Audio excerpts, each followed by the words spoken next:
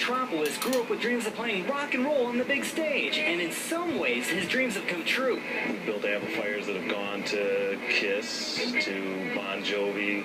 They've been on tour with John Mayer for years. In fact, you never know who might stop by George's house for a quick jam session. I've had some rock stars in the basement here. It's always a little, strange, like, okay, watch your head coming down the stairs. This Burton, Michigan basement is the home of Metropoulos Amplification.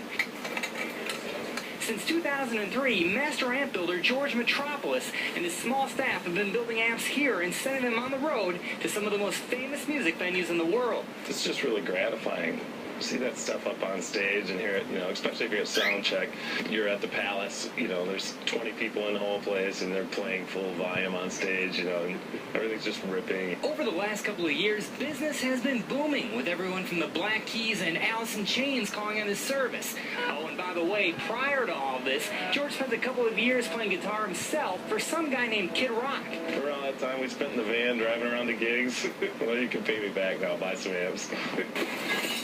As far as how he got started, it was out of necessity. I was a musician for years, and all my stuff always broke down.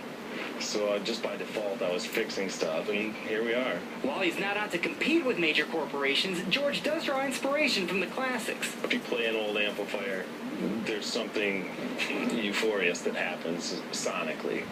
And so the challenge is to recreate that, build something with modern parts that sounds like something 40 or 50 years old. What do you have in your hands right there? This is the chassis. Beginning stage, right? This is where we start. All right, how long does it take for the transformation from this over to that? We've got about 15 to 20 hours of turning this into a finished amplifier. While many of the big boys are manufacturing overseas, he prefers to keep his products as American and Michigan-made as possible. He even has several retired GM workers on staff. I take a lot of pride in that. More blood, sweat, and tears right here.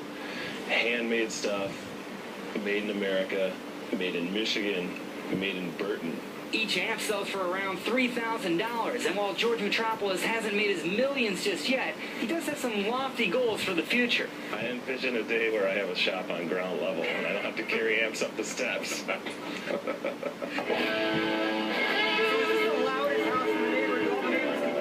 All the time. Well, here we go.